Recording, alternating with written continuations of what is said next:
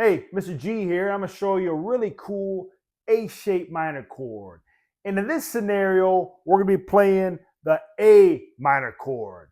So I'm going to come up to the root on the 5th string, 12th fret, and play that A note with my little finger. Then I'm going to place my middle finger on the 4th string, 10th fret, and play that note. Then I'm going to place my index finger on the 3rd string, 9th fret, and play that note.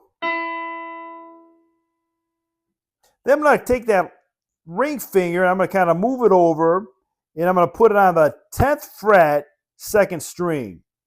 And actually, when I play the chord, that's kind of usually what I lead with in order to get the stretching needed to properly place my fingers on the string. So I'll take that ring finger and I'll place it on the 10th fret of the 2nd string.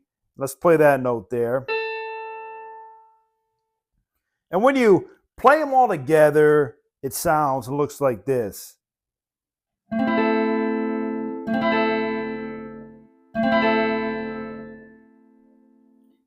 Hey, Mr. G, again, that's a really cool minor chord. That's A shape or the root's on the 5th string.